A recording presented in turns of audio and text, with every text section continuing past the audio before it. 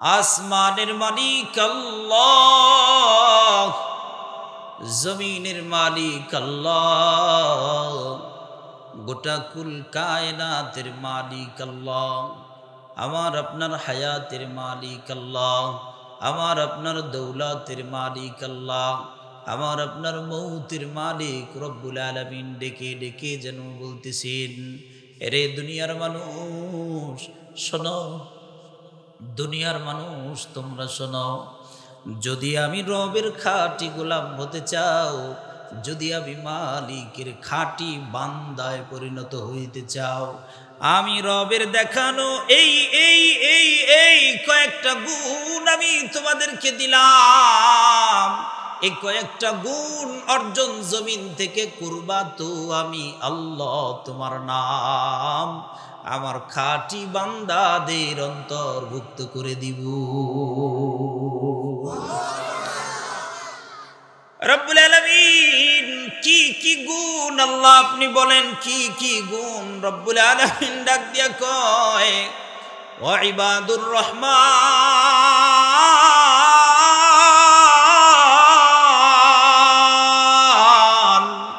ওয়া ইবাদুর রহমান, রহমানের গোলাম তারাই, রহমানের খাঁটি বান্দা তারাই। কে গো? আল্লাহ রহমানের খাঁটি বান্দা। রব্বুল আলামিন ডাক দিয়া কয়, আল্লাযীনা ইয়ামশুনা আলাল আরদি হাওনা, জমিনের ভিতরে কয়েকটা গুণ যারা অর্জন করতে পারবে। এক নম্বর গুণ, যারা এ জমিনের ভিতরে নম্রতার সাথে চলবে, ভদ্রতার সাথে চলবে। নম্র আর ভদ্র হয়ে জমিনের ভিতরে যে মানুষগুলো চলবে, জমিনে ও নম্র হবে, ভদ্র হবে, আর আমি রব তার নামটা আমার খাঁটি বান্দাদের অন্তর্ভুক্ত করে দিব। নম্রতা আর ভদ্রতা এমন এক গুণের নাম, নম্রতা আর ভদ্রতা এমন এক দৌলতের নাম, নম্রতা আর ভদ্রতা এমন এক সম্পদের নাম। হাবিব কিবরিয়া সরকার মদিনা কামলিওয়ালা ডেকে ডেকে মানুষদেরকে বলতেছেন, এরে দুনিয়ার মানুষ শুনো, আমার আল্লাহ আমারে মায়া কইরা মহব্বত কইরা মসজিদে হারাম থেকে মসজিদে আকসা, সেখান থেকে প্রথম আসমান, দ্বিতীয় আসমান, তৃতীয়, চতুর্থ, পঞ্চম, ষষ্ঠ, সপ্তম আসমান পারি দিয়া, লৌহ কলম পারি দিয়া, সিদরাতুল মুনতাহা পারি দিয়া, আমার রব আমারে আমার নিজ চোখ দিয়া আল্লাহ তাআলা আমারে জান্নাত দেখাইছি। আমি নবী নিজ চোখে জান্নাত দেখছি। দুনিয়ার মানুষরে শোনো, জান্নাতের ভিতরে যত মানুষ আমি নবী দেখেছি, যত মানুষ জান্নাতের ভিতরে আমি নবী দেখছি, তাদের অধিকাংশ মানুষকে এমন দেখছি যারা এই দুনিয়ার ভিতরে নম্র আর ভদ্র ছিল। নম্রতা আর ভদ্রতা এমন এক গুণের নাম, এই গুণ অর্জন করতে পারলে জান্নাতি হওয়া যায়। আল্লাহু আকবার, জোরে বলেন। এই গুণ অর্জন করতে পারলে জান্নাতি হওয়া যায়, জান্নাতি হওয়া যায়। আরে দুনিয়ার জমিন থেকে আল্লাহর নবী ডেকে ডেকে বলে, দুনিয়ার মানুষ রে, জমিনের ভিতরে কিছু মানুষের চেহারার দিকে তাকাইলে, কিছু মানুষের আমল আখলাক দেখলে, জমিনের ভিতরে মানুষ দেখলেই বোঝা যায় এই লোকটা হয়তো বা জান্নাতি হতে পারে। চেহারা দেখলে মানুষের বোঝা যায়। জোরে কোন বোঝা যায় কি যায় না? চেহারা দেখলে বোঝা যায় কোন মানুষটার অবস্থান কি। যেমন গাঞ্জা যে বেটায় খায়, গাঞ্জাখুরের চেহারা দেখলে বোঝা যায় এ বেটা গাঞ্জাখুর। জোরে কোন ঠিক না? গাঞ্জাখোরের চেহারা দেখলে বোঝা যায় এই লোকটা গাঞ্জা খায়। সিগারেট খোরের চেহারা দেখলে বোঝা যায় এই লোকটা সিগারেট খায়। আবার যেই বেটায় 5 ওয়াক্ত নামাজ পড়ে, এই নামাজির চেহারা দেখলেও বোঝা যায় যে লোকটা নামাজি। নামাজের চেহারা দেখলেও বোঝা যায়, কেননা ইবাদতের আলাদা একটা রং আছে।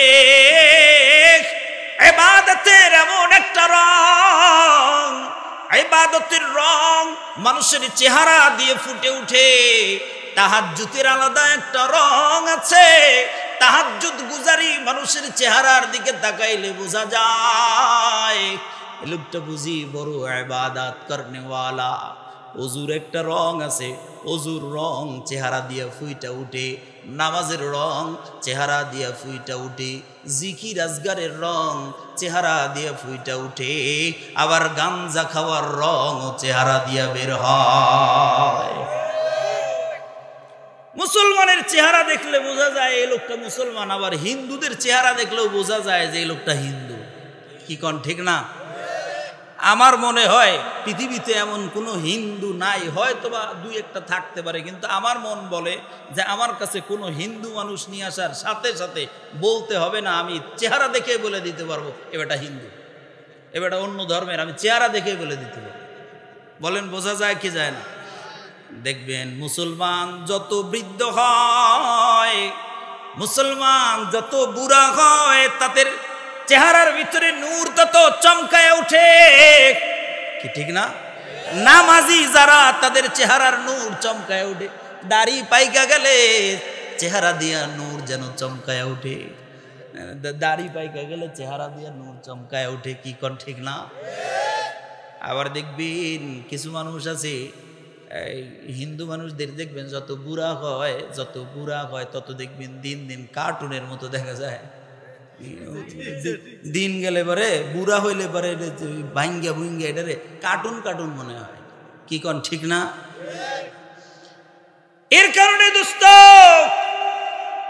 হাবিব কিবরিয়া সরকার মদিনা কামলিওয়ালা ডেকে ডেকে বলে, শোনো, দুনিয়ার জমিনের ভিতরে মানুষের চেহারার দিকে তাকাইলে, আমল আখলাকের দিকে তাকাইলে বোঝা যায় হয়তোবা এই লোকটা জান্নাতি হতে পারে, হয়তোবা জান্নাতি হতে পারে, হয়তোবা জান্নাতি হবে। দোস্তরে দুনিয়ার ভিতরে জান্নাতি মানুষ দেখলে চেনা যায়, কেননা জান্নাতি মানুষের কিছু সিফাত থাকে, জান্নাতি মানুষের কিছু গুণ থাকে। আল্লাহর নবী ডেকে ডেকে বলে, গোলাম, এই দুনিয়ার মানুষ শোনো, জান্নাতি মানুষদের যত সিফাত আছে, যত গুণ আছে, তার ভিতরে অন্যতম সবচাইতে বড় গুণের নাম, এই লোকগুলো দুনিয়ার জমিনের ভিতরে নম্র আর ভদ্র হয়, উচ্ছৃঙ্খল নয়, নম্রতা আর ভদ্রতার গুণে গুণান্বিত হয়। জান্নাতি মানুষ দেখলে আপনি দেখবেন যে এটা হাবা গোয়া, খুব একটা ভালো বুঝে টুঝে না, বেশি নম্র ভদ্র, জোরে কন ঠিক না? একদম সাদা মাঠা, আর যত পেচুন্যা পেচাটিয়া যা দেখবেন উচ্ছৃঙ্খল বেয়াদব টাইপের, আমল আখলাক নাই, এগুলো দেখলে বুঝবেন যে এ জাহান্নামের রাস্তায় মনে হয় 3 কদম আগায় আছে। দুস্তরে এর কারণে রব্বুল আলামিন ডেকে ডেকে বলতেছেন, রে দুনিয়ার গোলাম, জমিনের ভিতর থেকে যদি আমি রবের খাঁটি বান্দা হতে চাও, আমি রবের খাঁটি গোলাম যদি হতে চাও, 1 নাম্বার গুণ অর্জন করবা, আল্লাযীনা ইয়ামশুনা আলাল আরদি হাওনা, জমিনের ভিতরে যখন চলবা, যারা আমার খাঁটি গোলাম হয়, ওরা যখন জমিনের ভিতরে চলে, জমিন দিয়া যখন চলবে, তখন ওরা নম্রতার সাথে চলবে, ভদ্রতার সাথে জমিনের ভিতরে চলবে। কুরআনুল কারীমের আর এক জায়গায় আল্লাহ রাব্বুল আলামিন ডেকে ডেকে বলতেছেন, এ দুনিয়ার মানুষ খবরদার, ওয়ালা তামশি ফিল আরদি মারাহা, এরে দুনিয়ার গোলাম খবরদার, খবরদার, লা তামশি ফিল আরদি মারাহা, জমিনের ভিতরে অহংকার আর দম্ভ বেরা হাঁটবা না, খবরদার জমিনের ভিতরে অহংকার করে চলবা না, জমিনের ভিতরে অহংকার নিয়ে চলবা না। দোস্ত, অহংকার নিয়ে চলবা না। কেন?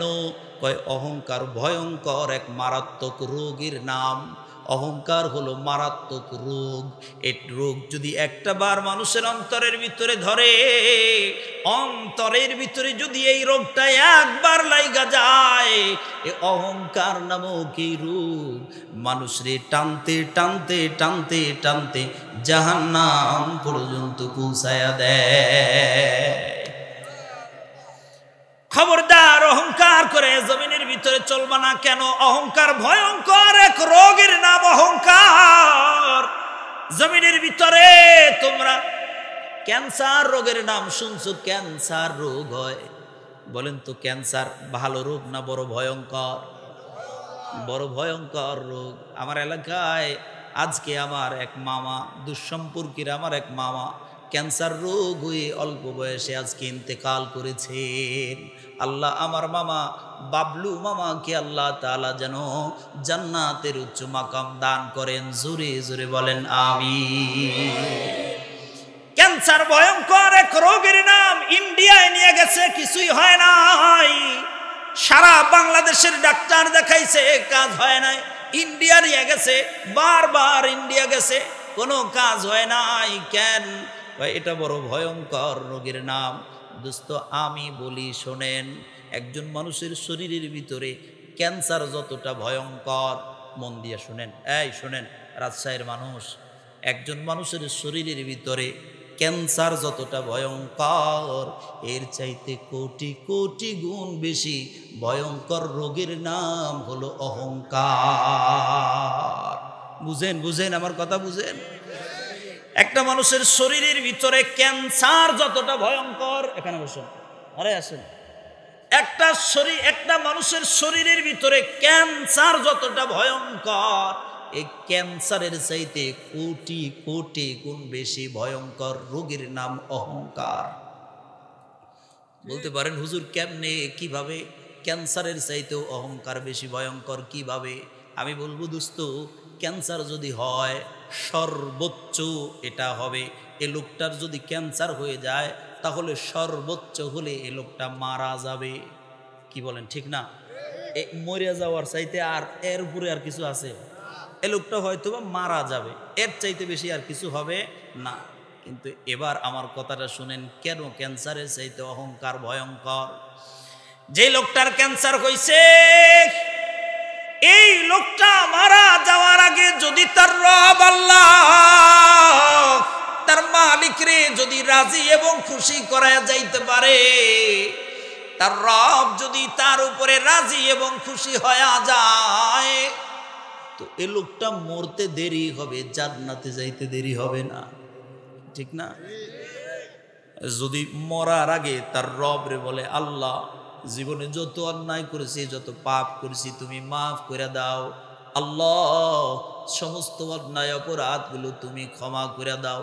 দুই চোখের পানি দিয়া কান্দা কান্দা যদি বালিশ ভিজায় ফেলায়, আর ওর রোনা জারিতে ওর কান্নার আওয়াজে আমার রবের রহমতের দিল যদি, আমার রবের রহমতের দরজায় যদি জোশ মেরে যায়, আমার রব যদি ওরে মাফ করে দেয়, ওর জীবনের সব গুনাহ যদি মাফ করে দেয়, ওর কান্নার কারণে, ওর মাফ চাওয়ার কারণে, ওর ইস্তেগফারের কারণে যদি ওরে মাফ করে দেয়, মরতে দেরি হবে তো জান্নাতে যাইতে দেরি হবে না। রাজশাহীর মানুষ বলেন তো, এ দুনিয়া ভালো না জান্নাত ভালো? জোরে কোন, আরো জোরে কোন। এ দুনিয়া ভালো না জান্নাত ভালো? তাহলে এ মরে ভালো করছে না খারাপ করছে? মরেই তো ভালো করছে, জান্নাতে চলে গেছে। ঠিক না বলেন?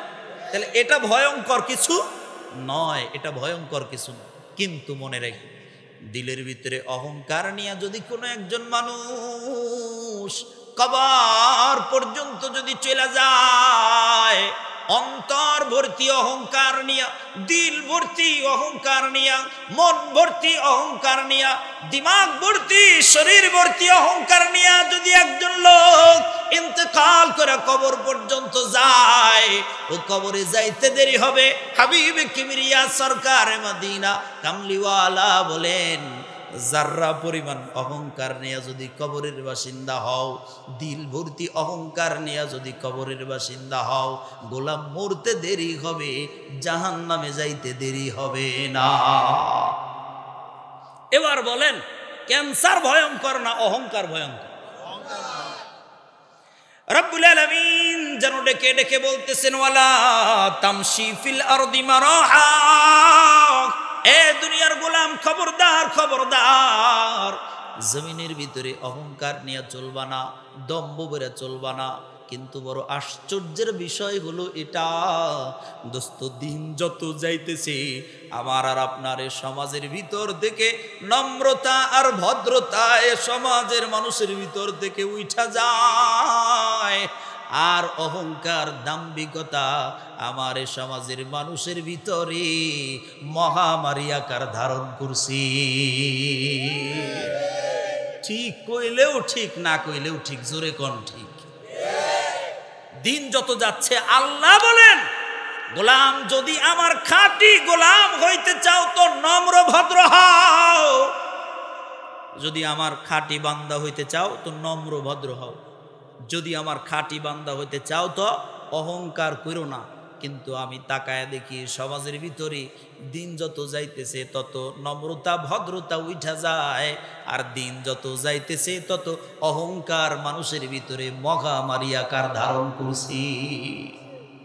বলবেন হুজুর কিভাবে? দুই একটা কথা কইলে তাহলে বুঝে ফেলবেন, সময় চলে যায়, তারপরে দুই একটা না বললে নয়, দুই একটা বুঝাই দিলেই বুঝবেন। বোঝানোর জন্য বলতেছি, শোনেন। যদি আপনি আজকে এই সমাজ থেকে 25 থেকে 30 বছর আগে যদি আপনি তাকান, আমরাই তো ছিলাম, 20-25 থেকে 30 বছর আগে যদি এই সমাজের মানুষের দিকে আপনি তাকান, খেয়াল করে দেখবেন, এটা কি গ্রাম জানো? জালালাবাদ, নোয়াখালী পাড়া। মনে করেন আপনাদের এই নোয়াখালী পাড়া থেকে একজন ছেলে 25-30 বছর আগের কথা বলতেছে, 30 বছর আগে যদি একটা ছেলে নোয়াখালী পাড়া থেকে জালালাবাদ থেকে, ছেলেটা এসএসসি পরীক্ষা দেওয়ার জন্য প্রিপারেশন নিয়েছে, এসএসসি পরীক্ষা দিবে আগামী 1 তারিখে তার পরীক্ষার আগ দিয়াই খেয়াল করে দেখবেন, 30 বছর আগের কথা, পরীক্ষার আগ দিয়াই খেয়াল করে দেখবেন এলাকার ভিতরে যত মুরব্বী আছে সব মুরব্বীর কাছে গিয়া দোয়া নিয়ে আসতো, চাচা আমার আগামী 1 তারিখে পরীক্ষা, আপনি একটু আমার জন্য দোয়া করে দেন, চাচা আমার যেন পরীক্ষা একটু ভালো হয়, আপনি কিন্তু একটু দোয়া করে দিবেন। মুরব্বীদের কাছে গিয়া দোয়া নিয়ে আসতো। যেদিন পরীক্ষা দিতে যাবে ওই দিন সকালবেলাও মায়ের পা ধরে সালাম করে তারপরে পরীক্ষার হলে যাইতো, বাপের পা ধরে সালাম করে দোয়া নিয়া তারপরে পরীক্ষার হলে যাইতো। বলেন কথা ঠিক কিনা? 20-25 বছরের ব্যবধানে বলেন তো এতটুকু নম্রতা ভদ্রতা কি এখন এ সমাজে আছে? আর গেছে গা, ঠিক না? এতটুকু নম্রতা ভদ্রতা এ সমাজের ভিতরে এখন আর নাই। খেয়াল করে দেখবেন, আরেকটু বুঝাই দিই, 20-25 বছর আগে খেয়াল করে তাকায় দেখবেন সমাজের নেতৃত্ব দিত মুরব্বী টাইপের মানুষেরা, কি ঠিক না? এ সমাজের নেতৃত্ব দিত মুরব্বী টাইপের মানুষেরা, কি বলেন কথা ঠিক না বেঠিক? কিন্তু এখন এই 20-25 বছরের ব্যবধানে এই মুরব্বীদেরকে এ সমাজ থেকে যেন মাইনাস করে দিছে। কত মাইনাস? যেন একটা মুরব্বী মানে একটা বুড়া মানুষ মানে সে যেন ডাস্টবিনের ময়লা যতটুকু দামি তার চাইতো বেদামি হয়ে গেছে একজন বৃদ্ধ মুরব্বী। আমার এই সমাজের অবস্থা কিন্তু এখন সত্যি তাই, এই অবস্থা ঘটে গেছে। সমাজে ঘরের ভিতরে মুরব্বীদের কোনো কদর নাই, সমাজের ভিতরে মুরব্বীদের কোনো দাম নাই। অথচ মুরব্বীদের ব্যাপারে হাবিবে কিবরিয়া সরকারে মদিনা কামলিওয়ালা বলেন, বয়সের ভারে যাদের চুল পেকে গেছে, যাদের দাড়ি পেকে গেছে, বয়সের ভারে যে মানুষগুলো নুয়ে পড়ছে, যে মানুষগুলো বয়সের ভারে বৃদ্ধ হয়েছে, আমার রব আল্লাহ যেন সরাসরি এ মানুষদেরকে আমার আল্লাহ ইজ্জত দান করে। আসমানের মালিক আল্লাহ নিজে তাদেরকে সম্মান করে। সুবহানাল্লাহ, সুবহানাল্লাহ। অথচ এই 20-25 বছরের ব্যবধানে মুরব্বীদের অবস্থান এমন হয়েছে যে এখন 20 তলা বাড়ি বানাইছে, একটা 20 তলা বাড়ি। এই 20 তলা বাড়ির মালিক একটা ছেলে, ওই ছেলের 20 তলা বাড়ির ভিতরে কুত্তা বিড়ালের জায়গা হয়, তার বৃদ্ধ মার, বৃদ্ধ বাবার, বৃদ্ধ মা আর বৃদ্ধ বাবার 20 তলা বাড়ির ভিতরেও জায়গা হয় না, জায়গা হয় বৃদ্ধাশ্রমে। জোরে কোন আছে না নাই? গোটা 20 তলার ভিতরে কুত্তা বিড়াল থাকার জায়গা হয়। পাখি পালন করতেছে। হায় আল্লাহ, আপনাদের হয়তো বা এটা শহর না, এর জন্য হয়তো বা বুঝবেন না। বিশ্বাস করেন, পাখি পালন করতেছে, গোটা একটা রুম, গোটা এক রুম বাজেট করে দিছে পাখির লেগে রাখছে, এক রুম বিড়ালের লেগে রাখছে, বিড়ালের লেগে, কুত্তার লেগে রাখছে এক রুম, পুরা এক রুম কুত্তার লেগে রাখছে। এই কুত্তাটারে সাবান দিয়া গোসল করায়, শ্যাম্পু দিয়া, তাও দেশি না বিদেশ থেকে লয়ে আসে। নাটোরেই আছে?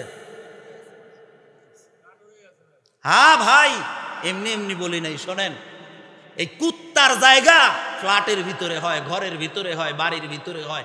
বিড়ালের জায়গা ঘরের ভিতরে হয়, বাড়ির ভিতরে হয়, ফ্ল্যাটের ভিতরে হয়। পাখির জায়গা, কাউয়ার জায়গা হয় ঘরের ভিতরে, ফ্ল্যাটের ভিতরে। বৃদ্ধ মা বাবার জায়গা ফ্ল্যাটের ভিতরে হয় না, লয়া বৃদ্ধাশ্রমে দিয়ে আসে। বলেন এ সমাজ, এখন এ সমাজ আইছে না নাই? বলেন, এখন এ সমাজ চলে আসছে। আমার দোস্ত, বড় আফসোসের বিষয়, মুরব্বীদেরকে রব সম্মান দিতেন, রব সম্মান দিয়েছেন মুরব্বীদেরকে, কিন্তু আমার আর আপনার এই সমাজের ভিতরে এখন এই আদবটুকু, এই আখলাকটুকু, এই নম্রতা ভদ্রতাটুকু আমাদের সমাজের ভিতর থেকে উঠে গেছে। আপনার বাড়িতে একজন, গ্রামের কথাই কই, আপনার বাড়িতে একজন মনে করেন দাদা আছে, দাদার বয়স ৭০, নাতির বয়স মাত্র ১৫, ১৬, ১৭ বছর বয়স। দাদায় যদি খেয়াল করবেন, ২০-২৫ বছর আগে বাপের অনুমতি ছাড়া ছেলের ঘরের ৩-৪টে পোলাপান হয়েছে, বিয়েও দিছে। বাপ বাইসে রয়েছে, বাপের বয়স ৯০ বছর, ছেলের বয়স ৬৫ বছর। তারপরেও ২০-২৫ বছর আগে যদি এ সন্তান কিছু করতে যাইতো, তো বাপের অনুমতি ছাড়া করতো না। কি বলেন, ঠিক না? বুঝাইতে পারি নাই মনে হয়, বুঝছেন? যদি কোন এই ৬৫ বছরের ছেলে যদি কিছু করতে যাইতো, এই ৯০ বছরের বাপের অনুমতি ছাড়া করতো না। বাপে যদি অনুমতি দিত করতো, অনুমতি না দিলে করতো না। কি কর না কা?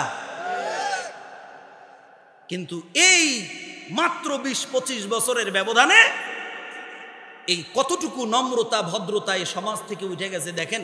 এখন যদি ৭০ বছরের দাদা ঘরের ভিতরে একটা কথা কইছে, তো ১৭ বছরের পোলা নাতি লাভ দিয়ে দাঁড়ায় ডাক দিয়ে বলতেছে, দাদা তুমি মুরব্বী মানুষ, বুড়া মানুষ, তুমি এত ভক করো কা? তুমি বুড়া মানুষ, তুমি এত কথা কও কা? তুমি খাবা দাবা, আল্লাহ আল্লাহ করবা, মসজিদে যায় পড়ে থাকবা, তুমি বুঝো কি ঘোড়ার ডিম? তুমি সমাজের, এই দেশের, এই বর্তমান প্রেক্ষাপটের বুঝো কি ঘোড়ার ডিম? তুমি কিছু বুঝো? এই বুঝো কয়া নিয়া ৭০ বছরের দাদারে ঠাস করে বসায় ধুয়ে দেয় ১৫ বছরের নাতি। জোরে কোন আছে না নাই?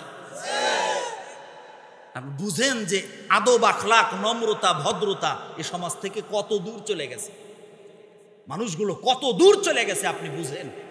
হায় আল্লাহ, দোস্ত, রব্বুল আলামিন বলেন, আল্লাহ তাআলা বলেন, যদি আমার খাঁটি বান্দা হতে চাও, নম্র ভদ্র হও। আর আমার আর আপনার সমাজে নম্রতা ভদ্রতা চলে গেছে গা, এখন আর নাই। আপনি বাটি চালান দিয়া, একটা ৭০-৫০ বছরের একটা মানুষ বাটি চালান দিয়াও যে এই ৫০ বছরের ভিতরে কারোর সাথে ঝগড়া নাই, কাজ্জা নাই, কোনো মারামারি নাই, ঝগড়া ঝাঁটি নাই, কোনো ইয়ে নাই, একদম আমল আখলাক দিয়ে ভরপুর, খুব নম্র ভদ্র ৫০ বছরের গোটা জালালাবাদের একটা মানুষ বাটি চালান দিয়েও পাইতেন না।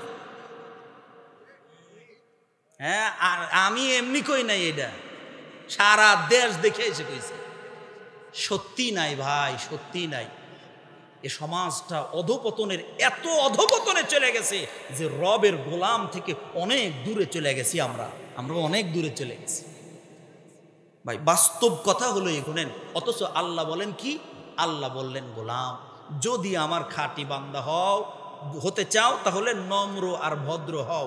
এবার আপনারা জোরে আওয়াজ দিয়া কন, আল্লাহর খাঁটি বান্দা হতে চাই কি চাই না? নম্র ভদ্র না হয়া, নম্র ভদ্র হয়ে হব তো ইনশাল্লাহ। জোরে কন, হব তো ইনশাল্লাহ। আমার ভাই হইয়েন, নম্রতা ভিতরে নিয়ে আইসেন, ভদ্রতা ভিতরে নিয়ে আইসেন। নম্র হয়ে চললে কি হয়? কিছুই হয় না, সম্মান বাড়ে, কমে না। আপনি নম্র হয়ে দেখেন, গোটা এলাকার ভিতরে আপনার সম্মান সর্বোচ্চ জায়গায় থাকবে। মানুষ বুঝি না আমরা, তাই এবার আসেন 1 নাম্বার গেল এটা। বলেন 1 নাম্বার কি গুণ? নম্র ভদ্র হওয়া। বলেন কি গুণ? এটা গেল 1। 2 নাম্বার এবার আসেন। আল্লাহ রাব্বুল আলামিন বলেন, এই জায়গায় আমি যে আয়াত তেলাওয়াত করছি 13টা গুণের কথা বলা আছে। মুফাসসিরিনে কেরাম বলছেন 13টা গুণ এ জায়গায় আছে। এই 13টা গুণ যদি কেউ অর্জন করতে পারে, আমার আল্লাহ ওকে খাঁটি বান্দা হিসেবে সার্টিফিকেট দিয়ে দিবে। গেল কয়টা? 1টা। 2 নাম্বার এবার আসে। আল্লাহ তাআলা বলেন, ওয়াইদা খাতাবাহুমুল জাহিলুনা ক্বালু সালামা।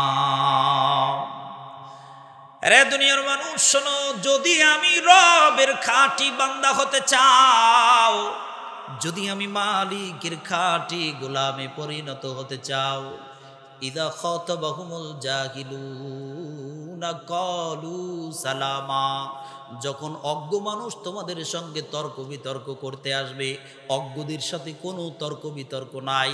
অজ্ঞ মানুষেরা যখন তোমাদের সঙ্গে তর্ক বিতর্ক করতে আসবে, অজ্ঞ মানুষ তোমাদের সাথে মাঝে মাঝে তর্ক বিতর্ক করতে আসে কি নিয়া? দিন নিয়া, ধর্ম নিয়া, কোরআন নিয়া, হাদিস নিয়া, আল্লাহ নিয়া, রসুল নিয়া। বুঝে না ঘোড়ার ডিম কিচ্ছু, কিন্তু ঘাড় বাঁকা করে তর্ক করতে আসে। বলেন আছে না নাই? বুঝে না কিচ্ছু। আপনি খেয়াল করে দেখেন, বুঝে না কিচ্ছু, কিন্তু আসবে এমন একটা কথা কইব মনে হয় যে জাকির নায়েক ফেল। আছে না এমন? এমন কথা কইব জাকির নায়েক ওর কাছে কিচ্ছু না একেবারে। জাকির নায়েক ওর ছাত্র, উনি প্রতিদিন জাকির নায়েকের দর্শ দেয়, জাকির নায়েকরে পড়ায় প্রতিদিন। মুফতি আব্দুল মালিক সাহেব হুজুরে প্রতিদিন পড়ায়। এরকম ওই কাবার ইমাম সুদাইস সাহেবরে প্রতিদিন অনলাইনে পড়ায়। এরকম ভাব নিয়ে থাকবে। উনারে বোঝানোর মতো ক্ষমতা কারো নাই। অথচ যদি কোন যে গোসলের ফরজ কয়টা, কোন তো পায়জামা গরম হয় একেবারে ফাটা ফাটা অবস্থা। কোন আছে না নাই? হ্যাঁ, এই আল্লাহ যেন এদের কথাই বলতেছে। আল্লাহ বলতেছে, শুনেন, ইদা খাতাবাহুমুল জাহিলুনা ক্বালু সালামা। এরে দুনিয়ার মানুষ শোনো, যদি আমি রবের খাঁটি বান্দায় পরিণত হতে চাও, তাহলে অজ্ঞ মানুষ যখন তোমাদের সঙ্গে তর্ক বিতর্ক করতে আসবে, অজ্ঞ মানুষের সঙ্গে কোনো তর্ক বিতর্ক নাই। অজ্ঞ মানুষেরা মাঝে মাঝে দিন নিয়া, ধর্ম নিয়া, আল্লাহ নিয়া, রসুল নিয়া, কোরআন নিয়া, সুন্নাহ নিয়া, অথচ জিন্দেগিতে কোনোদিন 5 ওয়াক্ত নামাজ আদায় করে না। 5 ওয়াক্ত নামাজ মসজিদে গিয়া পড়বে না। চায়ের দোকানে বৈশা বৈশা এক হাতে সিগারেট টানবে, আর এক হাতে চা। অর্ধ নগ্ন বেহায়া নির্লজ্জ মহিলাদের নাচ গান চায়ের দোকানে দেখবে, আর ওই চায়ের দোকানটারে ফতুয়ার বোর্ড বানায় বৈশা বৈশা মসজিদের ইমামের বিরুদ্ধে চায়ের দোকানে ফতুয়া দেয়। ঠিক কইলেও ঠিক, না কইলেও ঠিক, আমি জানি এগুলা আছে। চায়ের দোকানে বৈশা মসজিদের ইমামের বিরুদ্ধে ফতুয়া দিয়ে বসে রয়েছে। এই ইমামের পিছনে নামাজই হয় না, বেটা, এদের পিছনে নামাজই হয় না। কি ভাই, এদের পিছনে নামাজ হয় না, তুমি বুঝলা কেমনে? আরে ভাই, 10 বছর সৌদি আরব থেকে আইছি। কয় বছর? 10 বছর সৌদি আরব থেকে আইছি। না, কাবা শরীফে কত নামাজ পড়লাম। আরে ভাই, তুমি চাটানটা দেখেন কেমন চাটান। কাবা শরীফে কত নামাজ পড়ছি বেটা, মাঝে মাঝে ইমাম সাহেবের সাথে কত গল্প করছি। দোস্ত মানুষ, বন্ধু মানুষ, কাবার ইমাম, মাঝে মাঝে ইমাম সাহেবের সাথে কত গল্প করতাম। দোস্ত মানুষ, বন্ধু মানুষ বেটা। এই কাবার ইমাম, এদের নামাজ আর এদের নামাজ মিলে না, তো হয় না, এদের নামাজ হবে না, ইমামের নামাজ হবে না। ফতুয়া দিয়ে বসে রয়েছে চায়ের দোকানে, খাইতেছে এক হাতে চা আর এক হাতে সিগারেট, টান মারে সিগারেটে, আর এই ফতুয়া দেয়। বলেন আছে না নাই? অথচ যদি এরে কন যে বলেন তো ভাই, অজুর ফরজ কয়টা, গোসলের ফরজ কয়টা, তখন এটা পাল্টায় এখন, মানে পাল্টায় এখন, মানে পাল্টায় এখন। এটা ভাই, এটা আমারে কইেন না। ও আছে না নাই? কন না খা আছে, আছে, এমন মানুষ আছে ভাই, এমন মানুষ আছে।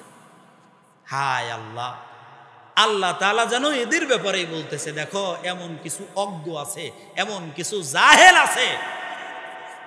ওই বাসে, ঢাকা থেকে বাসে উঠছে একজন, বাসে উঠছে হুজুর, বিশাল বড় হুজুর, একেবারে ডক্টরেট করা হুজুর, ডক্টরেট করা হুজুর, দাওরা হাদিস, মুফতি সাহেব, মুহাদ্দিস সাহেব, বাসে উঠছে।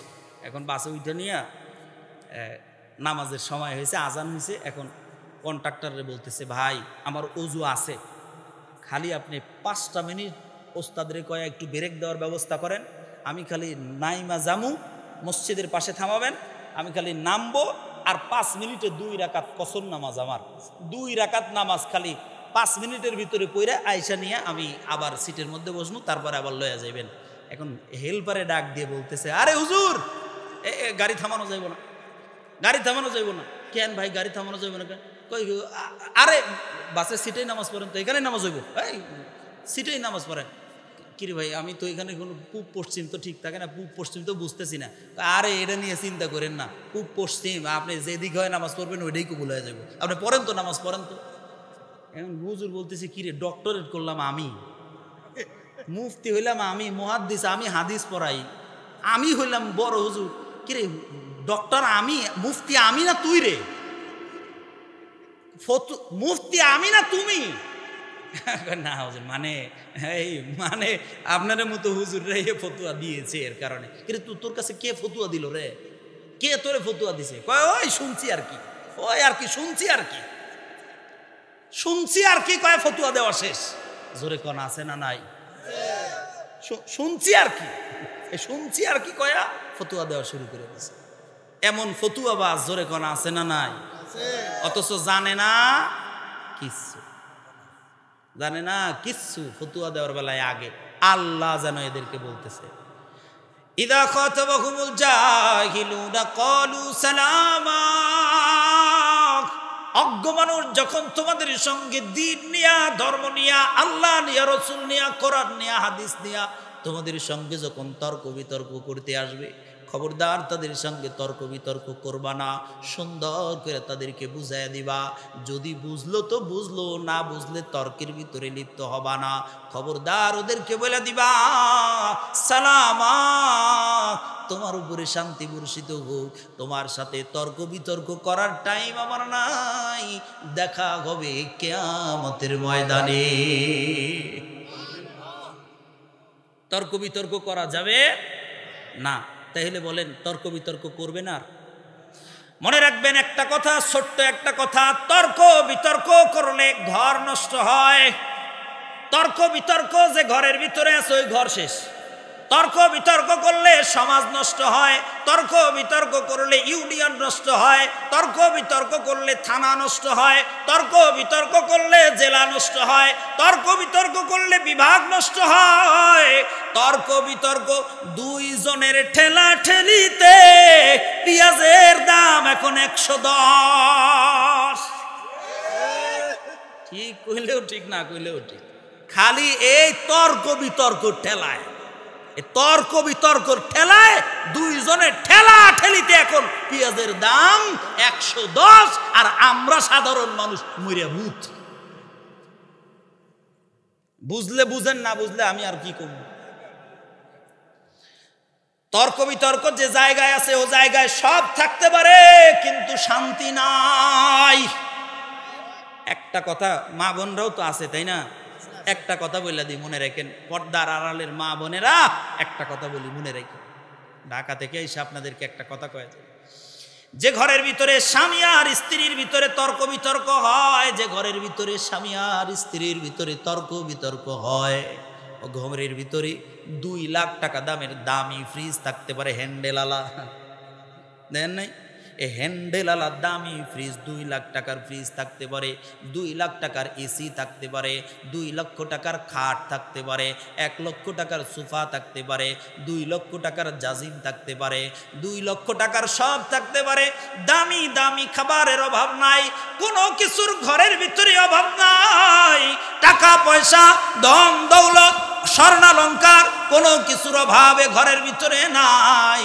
কিন্তু ঘরের ভিতরে যদি স্বামী আর স্ত্রীর ভিতরে তর্ক বিতর্ক থাকে, খোদার কসম সব থাকতে পারে, কিন্তু ঘরের ভিতরে শান্তি নাই। সব থাকতে পারে, ও ঘরে শান্তি নাই। তর্ক বিতর্ক বড় ভয়ঙ্কর এক জিনিসের নাম। তর্ক বিতর্ক বড় ভয়ঙ্কর জিনিসের নাম। তর্ক বিতর্ক যে জায়গায় আছে, পর্দার আড়ালের মা বোনেরা যে খেয়াল করে দেখেন, যেই বিবি স্বামীর মুখে মুখে তর্ক করে জীবনেও ঘরে শান্তি থাকে না। আবার খালি কেন না যে বৌদেরই দোষ, স্বামীরও দোষ আছে। কি কন আছে না নাই? সারাদিন খালি টই টই করে কোম্পানি, টই টই কোম্পানির ম্যানেজার হয়, সারাদিন ঘুরে বেড়ায়, কাম নাই কাজ নাই, সন্ধ্যার সময় আসলে বউ তো গুতাবই। ঠিকই তো আছে, দুইজনেরই ভালো হওয়া লাগবে। কি বলেন, কথা ঠিক না? হ্যাঁ, দুইজনেরই ভালো। জীবনে নামাজ পড়তে যায় না, এখন বউ তো খালি গুতায়, নামাজে যান না খায়, নামাজে যান না খায়, এটা কইলেই বউরে ধরে কিলায়। এরকম মানুষও আছে। দুইজনেরই ভালো হওয়া লাগবে কি লাগবে না জোরে কন? যেখানে তর্ক বিতর্ক আছে ও জায়গায় শান্তির ব্যবস্থা নাই। আমার সময়ও শেষ হয়ে গেছে, সময় শেষ। আরেকটু বলবো, কষ্ট হচ্ছে আপনাদের? আচ্ছা আচ্ছা, তাহলে চুপ করে থাকেন। এটা গেল কয় নাম্বার? 2 নাম্বার। এবার 3 নাম্বার। এবার যেটা বলবো এটা হলো মানুষের জন্য সবচাইতে গুরুত্বপূর্ণ। আপনারা যে কয়জন বসে আছেন, এই আপনারা যারা বসে আছেন সবার জন্য এটা সবচাইতে গুরুত্বপূর্ণ। এবার খুব মন দিয়ে শুনেন, আমার জন্যও খুব গুরুত্বপূর্ণ। আল্লাহ রাব্বুল আলামিন ডাক দিয়ে বলেন, এরে দুনিয়ার গোলাম, এরে পৃথিবীর জমিনের গোলাম, যদি আমি মালিকের খাঁটি বান্দা হতে চাও, যদি আমি রবের খাঁটি গোলাম হতে চাও, 3 নাম্বার আল্লাহ তাআলা বলেন এই গুণটা অর্জন করে নিও, এই গুণটা অর্জন করে নিও। এই গুণ যদি তোমার ভিতরে অর্জন হয়, তোমার নাম আমি রব আমার খাঁটি বান্দাদের অন্তর্ভুক্ত করে দিব। আল্লাহ কি গো, কোন গুণ রব্বুল আলামিন ডেকে ডেকে বলতেছেন, ওয়াল্লাযীনা ইয়াবিতুনা লিরাব্বিহিম সুজদাও ওয়া কিয়ামা।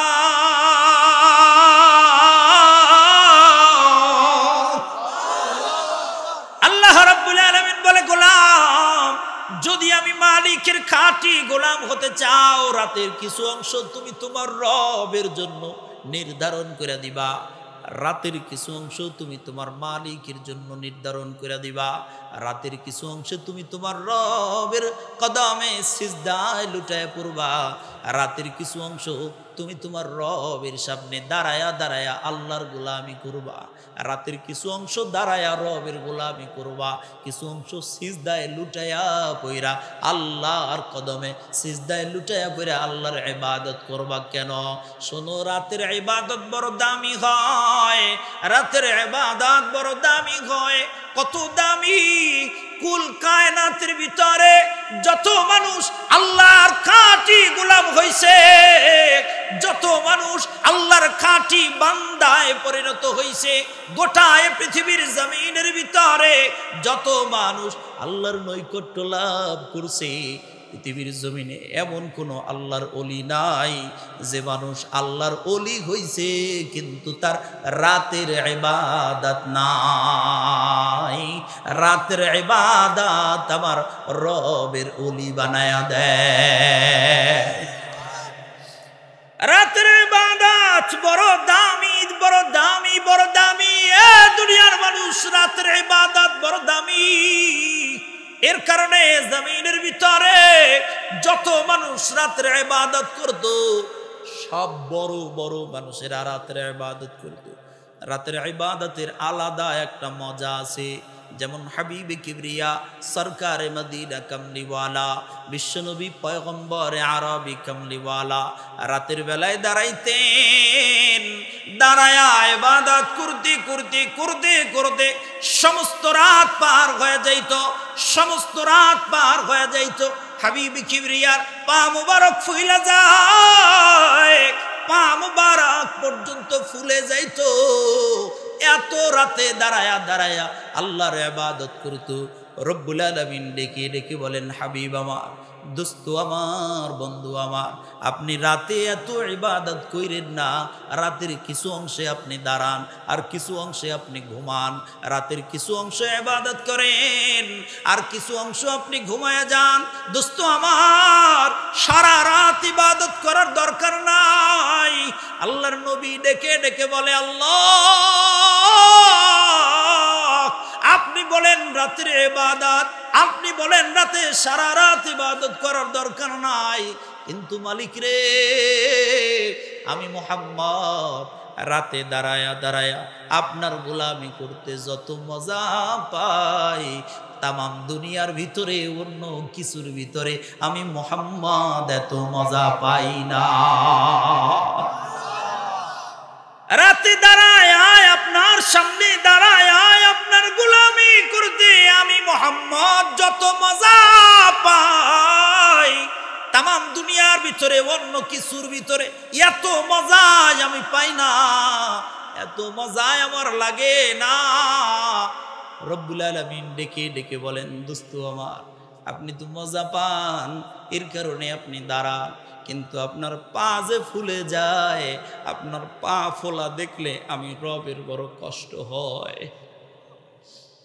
কি মায়া, কি মহব্বত, কি ভালোবাসা। ও দোস্ত আমার, আপনার পা মোবারক ফুলা দেখলে আমি আল্লাহর কুদরতি কলিজায় কষ্ট হয়। নবী গো, দোস্ত আমার, আপনি রাতে দাঁড়ায়া দাঁড়ায়া আমার ইবাদত করে আপনি মজা পান।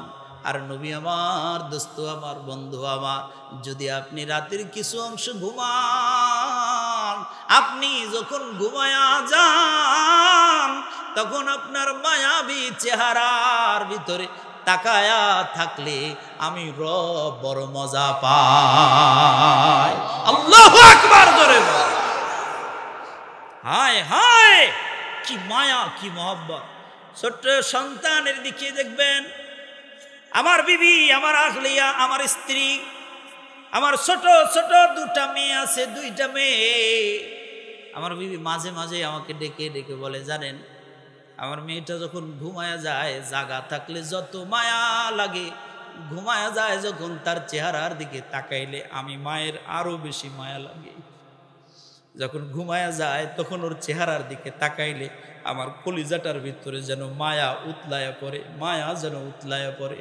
ওর চেহারার দিকে তাকাইলেই, ঘুমন্ত এ সন্তানটার চেহারার দিকে তাকাইলেই আমি মায়ের কলিজার ভিতরে যেন মায়া জন্মায়। হাবিবে কিবরিয়া সরকার মদিনা কামলিওয়ালা রে যেন রব ডেকে ডেকে বলতেছেন, ও পয়গম্বর, এত দাঁড়ায়েন না। আপনি যদি ঘুমান, আপনি ঘুমাইলে আপনারে দেখলে আমি রবের বড় মজা লাগে, আমি রবের বড় মায়া লাগে। জোরে কোন সুবহানাল্লাহ।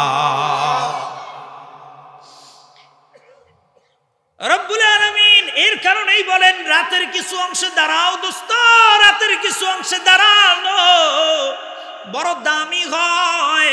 কেননা রাতের কিছু অংশে দাঁড়ানো বড় দামি হয়, কেননা দিনের ইবাদত অনেক সময়, দিনের ইবাদত অনেক সময় মানুষ দেখানোর জন্য হয়, কিন্তু রাতের ইবাদত জিন্দেগিতে কোনোদিন মানুষ দেখানোর জন্য হয় না, কেবলমাত্র শুধুমাত্র হয় আল্লাহর জন্য।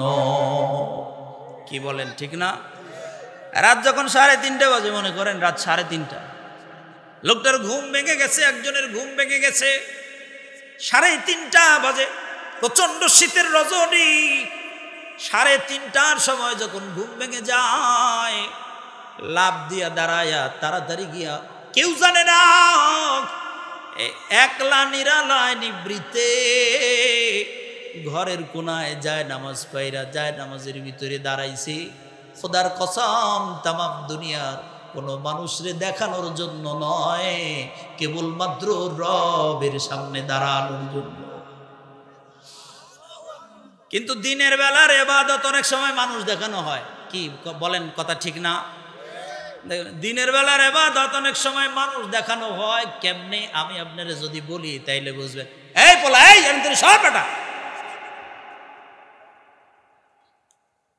সরেন না কেডা, সরে না কেডা, এই এই আমার দিকে তাকান, সরেন। দিনের বেলার ইবাদত অনেক সময় মানুষ দেখানো হয়। কেমনে? এই এই শুনেন শুনেন, কেমনে? দেখবেন সারা সপ্তাহ একটা বারের জন্য মসজিদে যায় না, কিন্তু শুক্রবারের দিন কিছু মুসল্লি আছে মসজিদে গিয়ে জামাতে নামাজ আদায় করে। মানে সারা সপ্তাহ শনি, রবি, সোম, মঙ্গল, বুধ, বৃহস্পতি, শুক্রবার ফজর, শুক্রবার আসর, মাগরিব, ইশা এক ওয়াক্তও পড়ে না, খালি জুমার নামাজ পড়ে। বলেন এমন কিছু মানুষ আমাদের সমাজে আছে না নাই? আচ্ছা, আপনি মনে করতে পারেন যে এই লোকটা বুঝি আল্লাহর জন্যই নামাজ পড়তে যায়, কিন্তু আমার মাথায় এটা ধরে না যে এই লোকটা আল্লাহর লেগে যায়। শুনতেছেন আমার কথা? আমার মন বলে না যে এই লোকটা আল্লাহর জন্য নামাজে যায়। আমি বহু ফিকির করছি, চিন্তা করে নিয়ে আমার মাথার ভিতরে দুইটা জিনিস আসছে যে এই বেডায় শুক্রবারের দিন শুধু জুমার নামাজে যায় আর সারা সপ্তাহ এক ওয়াক্ত নামাজও পড়ে না। এটার কারণ কি?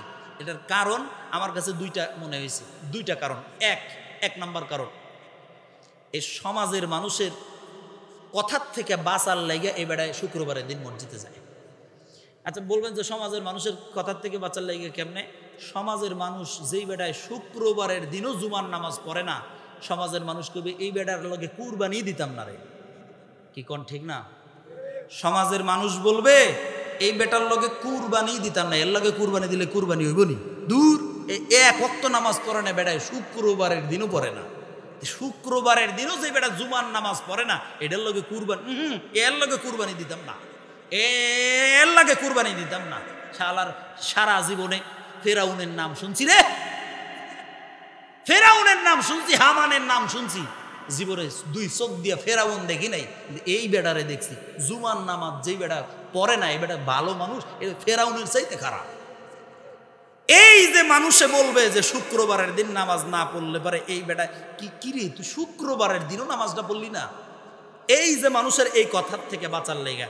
আর আরেকটা, ওর ঘরে বিবি ওর বউয়ের পিরা পিড়িতে ঠেলা ঠেলিতে শুক্রবারের দিন নামাজে যায়। দেখবেন অনেক সময় মা বোনরা কিন্তু দিনদার বেশি হয়, এখন কথা ঠিক না? যে বেড়ায় শুক্রবারের দিনও নামাজ পড়ে না, এই ঘরের বউ পাশের বাড়ির ভাবির কাছে গিয়ে বলতেছে, ভাবি সারা জীবন আবু জেহেলের নাম শুনছি ভাবি, জীবনে দুই চোখ দিয়ে আবু জেহেলরে দেখি নাই ভাবি, কিন্তু এই আবু জেহেলের ঘরে আমি আছি ভাবি। কিরে তুই আবু জেহেলের ঘরে আসো মানে বুঝলাম না। আরে ভাবি আর কইেন না, জুমার নামাজ যেই বেড়ায় পড়ে না, এটা কি এর আবু জেহেলের চাইতে খারাপ ভাবি? আমার কপাল এত খারাপ, এইটার লগে আল্লাহ আমারে মিলাইছে, আল্লাহ এইটার লগে আমারে মিলাইলো, এ আবু জেহেলের ঘর করি আমি ভাবি। আর কইেন না ভাবি, খুব বিপদে আছি, খুব মুসিবতে আছি। এর কারণে শুক্রবারের দিন সকাল থেকে খালি বউয়ে গুতানি শুরু করে, এই দেখো তাড়াতাড়ি মসজিদে যাও, কিন্তু সব মানুষ কিন্তু মসজিদে যায়, তুমি যদি মসজিদে না গেছো কিন্তু তাড়াতাড়ি উঠো, কিন্তু যাও, কিন্তু গোসল করো। এই সকাল থেকে ঠেলা ঠেলির কারণে বউয়ের গুতাগুতি আর সমাজের মানুষের মুখ থেকে কুরবানি দেওয়ার থেকে বাঁচার লাইগা এই বেড়ায় যায় মসজিদে। যায় কখন শোনেন? সব জায়গায় আপনাদের এদিক নামাজ কয়টায় হয়? জুমার নামাজ 1:30টায় না? কয়টায় হয়? 1:30টায়। সবাই জানে যে 1:30টায় নামাজ হয়, তো 25 থেকে খুতবা শুরু করে হুজুরে। তো ওই 1:29, 29:30 বাজে যে সময়, মানে 29 মিনিট 30 সেকেন্ড, ওই সময় দেখবেন যে খুতবার ভিতরে কয় ফাজকুরুনি আযকুরকুম ওয়াশকুরুলি ওয়ালা। আপনারা এই যে জানেন, এই দেখছেন সব মুখস্থ হয়ে গেছে। এই ইমাম সাহেব যখন কয় ফাজকুরুনি আযকুরকুম ওয়াশকুরুলি ওয়ালা তাকফুরুন, এই সময় এই বেটা মসজিদে ঢুকে, এই সময় মসজিদে ঢুকে। এই মসজিদে ঢুইকা নিয়ে কোনো রকম করে মসজিদে ঢুইকা এই 29-এ মসজিদে ঢুকে আর 33-এ মসজিদ থেকে বের হয়। এই ইমাম সাহেব দেখবেন যে কোনো রকম করে খালি আসসালামু আলাইকুম রহমতুল্লাহ, আসসালামু আলাইকুম রহমতুল্লাহ, এই আসসালামু আলাইকুম বাম দিকে কইতে দেরি হয়েছে, ও তাড়াতাড়ি করে জুতা কই রাখছে, জুতা রাখছে কই, এই জুতা তালাশ করে নিয়ে তাড়াতাড়ি বের হয়ে চলে যায়। 29-এ ঢুকে 33-এ বের হয়। জোরে কোন এমন মানুষ আছে না নাই? জোরে কোন। আচ্ছা এখন আমি কই, আমার মনে হয় কি জানেন, এই লোকটা এই মসজিদের ভিতরে ঢুইকা নিয়ে এটা বুঝাইতে চায়, এটা বুঝাইতে চায় মসজিদের ভিতরে ঢুইকা,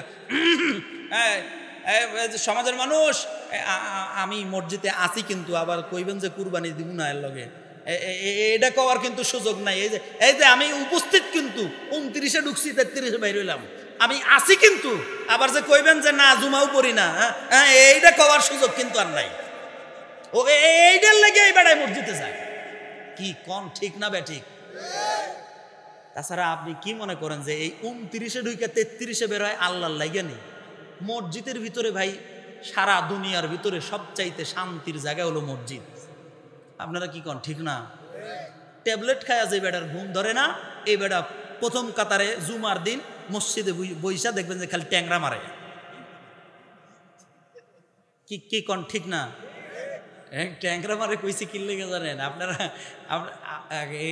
আমি কিন্তু এই এলাকার মানুষই, আমার বাড়ি কিন্তু নাটোরেই, আমার বাড়ি এই যে নাজিরপুরের ওপার, নদীর ওপারে কুমারখালী। ছোটবেলায় আমি যখন ছোট ছিলাম, এই সময় এই আমার বাড়ির পাশ দিয়ে নন্দকুজা নদী গেছে, একটা নন্দকুজা নদী।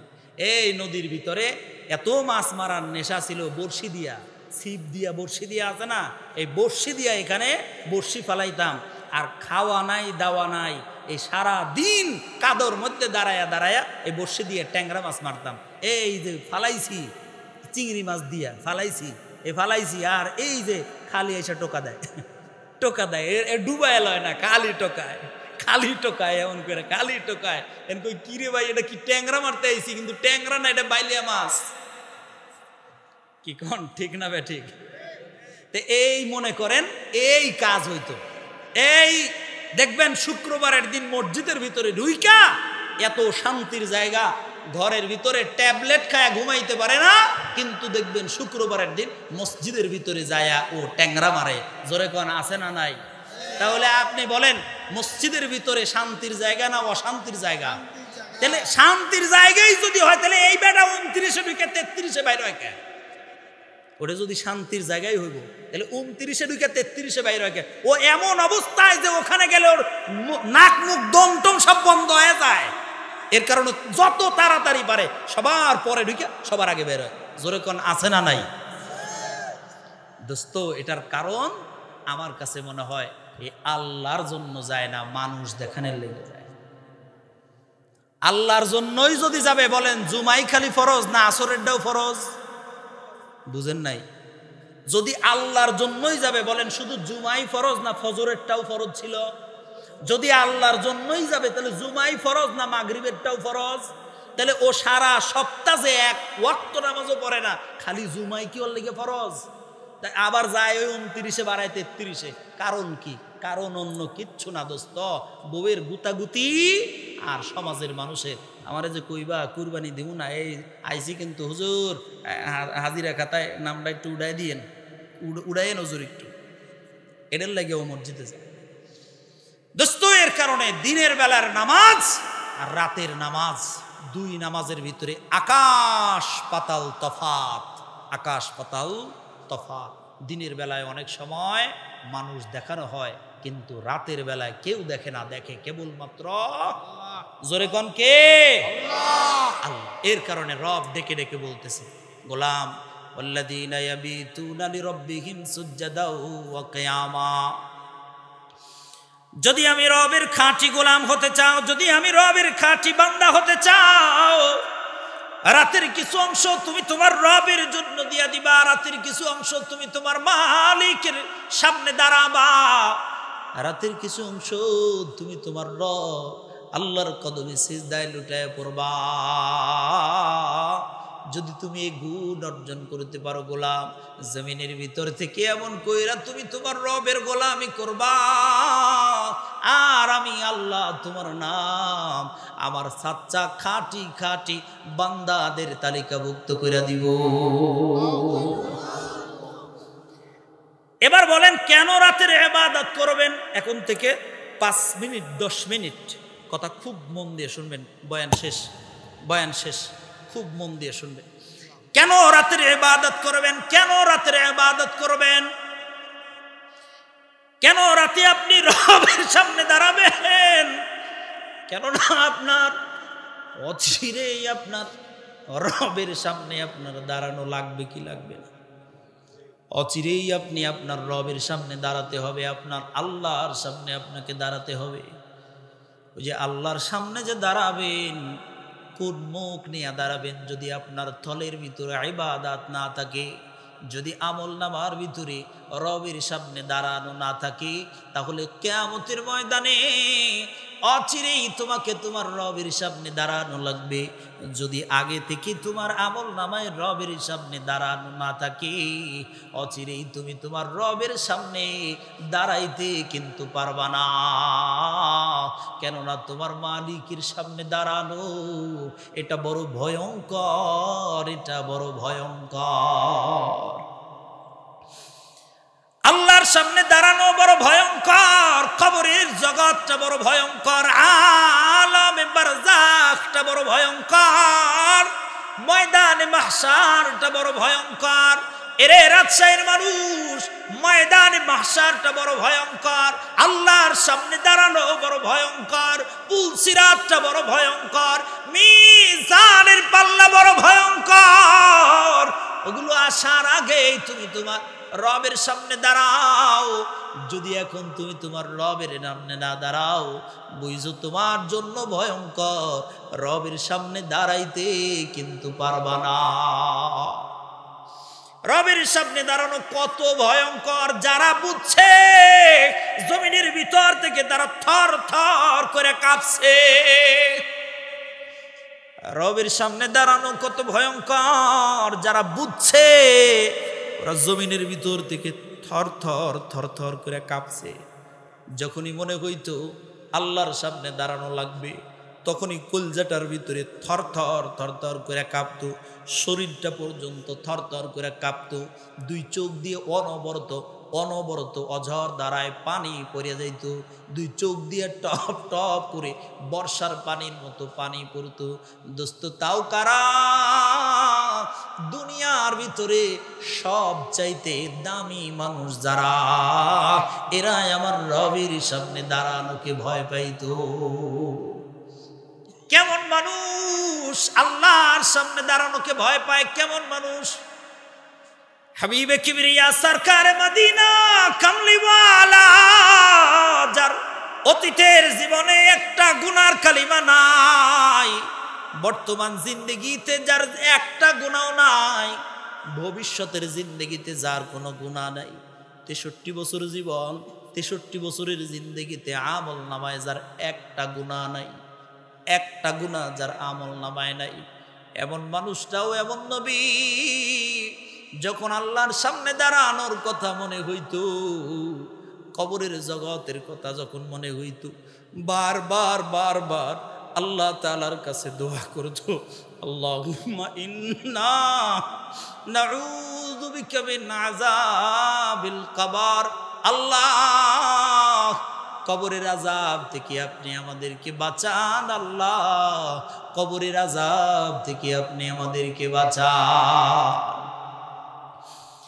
দোস্ত, খুব মন দিয়া শুধু এতটুকু বুঝান, নিজের মনটারে বুঝান, এই পৃথিবীর জমিনের ভিতরে সবচাইতে দামি মানুষ যারা ছিল, সবচাইতে দামি মানুষ যারা ছিল, যাদের ব্যাপারে আল্লাহর নবী জমিনের ভিতরে জিন্দা থাকা অবস্থায় জান্নাতের সার্টিফিকেট দিছে, যাদেরকে জমিনের ভিতরে জীবিত অবস্থায় জান্নাতের সার্টিফিকেট দিয়ে দিছে, আল্লাহর নবী আঙ্গুলের ইশারা করে ডাক দিয়ে বলছে যে আবু বকর, যাও যাও আবু বকর রে সুসংবাদ দিয়ে দাও, আবু বকর রে সুসংবাদ দিয়ে দাও।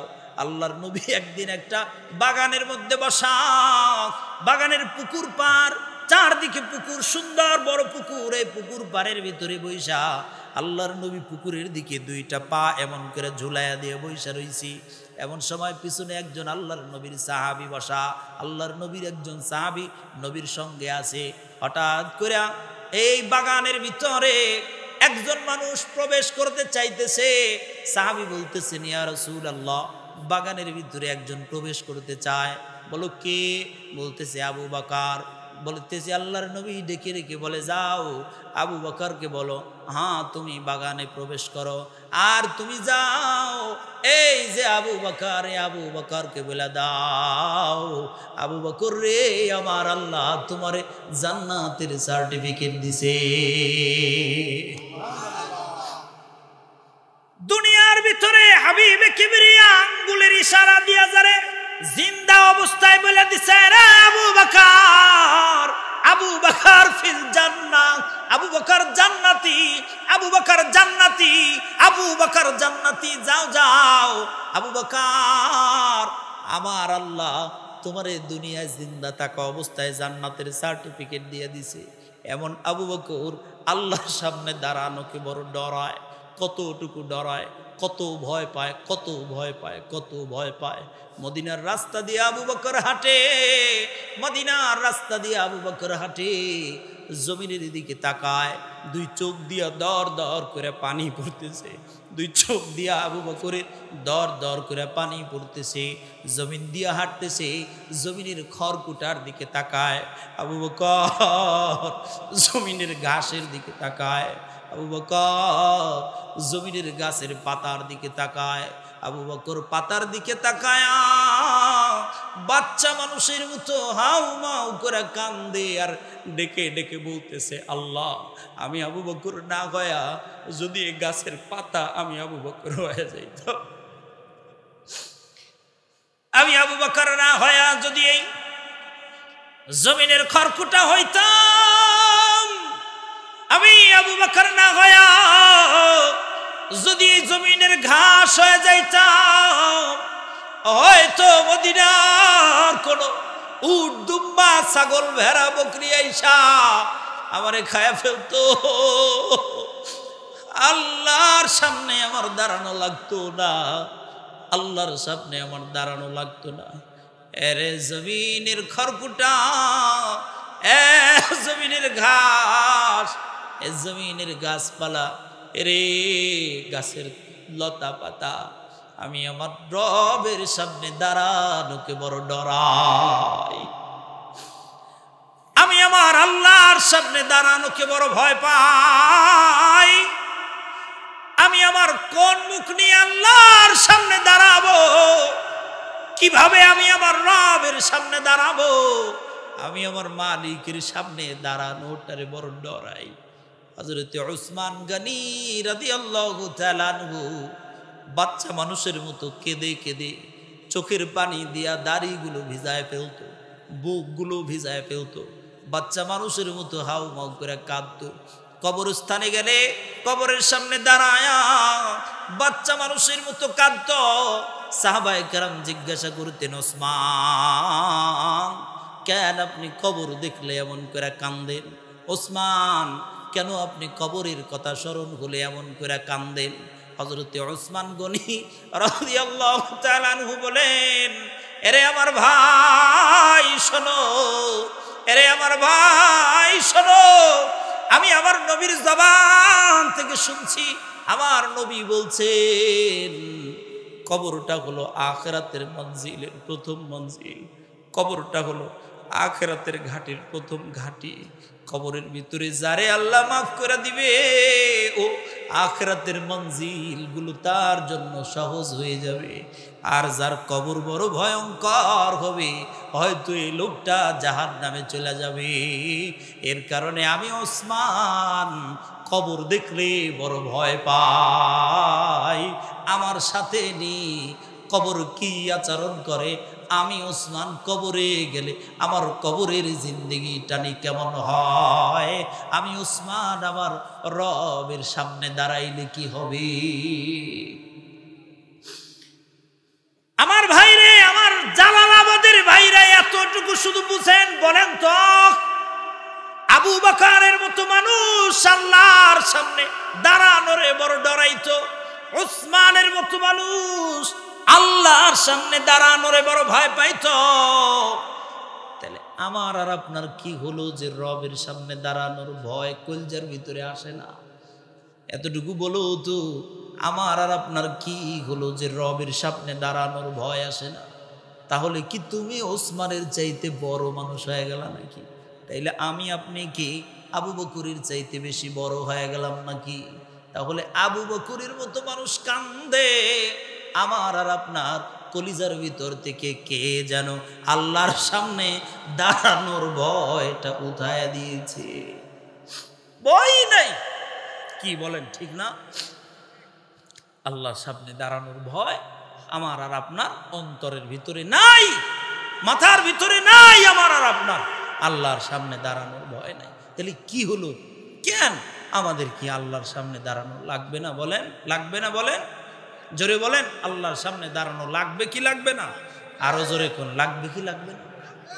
ও ভাই, যদি আল্লাহর সামনে দাঁড়ানো লাগে তাহলে বলেন কেন আল্লাহর সামনে দাঁড়ানোর ভয়টা উঠে গেছে? এ ভয় উঠে গেল কেন? আখিরাতের জিন্দেগি বলেন আছে না নাই? সবাই কোন বলেন, আখিরাতের জীবন আছে না নাই? এই দুনিয়াটা অল্প ক্ষণস্থায়ী, এই দুনিয়াটা অল্প। কত অল্প? আজ আসি আগামীকাল থাকবো কিনা বলার ক্ষমতা কাউরু নাই। আজকে আমার এখানে মাহফিল, আগামীকাল জামালপুর, সব আয়োজন শেষ। জামালপুরে আগামীকাল যাইতে পারবো কিনা এ গ্যারান্টি আমার আছে বলেন? আরে ভাই, এটা তো দূরের কথা, এই মাহফিল থেকে বাড়ি পর্যন্ত যাইবেন, আজ পর্যন্ত পৃথিবীর কোনো বাপের পুত এই গ্যারান্টি দিতে পারে নাই এখান থেকে বাড়ি পর্যন্ত যাবে, কেউ গ্যারান্টি দিতে পারে নাই। তাহলে এই যে দুনিয়া থেকে যে যাওয়াই লাগবে, কবরের জগৎ যে আলাদা একটা জগৎ যে আমাদের আছে দোস্ত, ওই জগতের জন্য কিছু করছেননি? ওই জগতের জন্য কিছু করা আছে তো? এতটুকু শুধু নিজের বিবেককে বুঝান দোস্ত, ওই জগৎটা কিন্তু বড় ভয়ঙ্কর।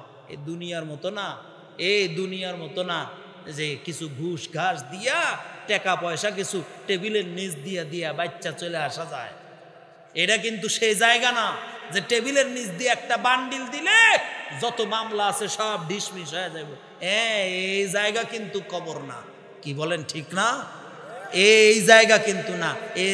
ওই জায়গায় দুনিয়াতে ভক্কর চক্কর চলে, কিন্তু ওই জায়গায় ভক্কর চক্কর চলে না।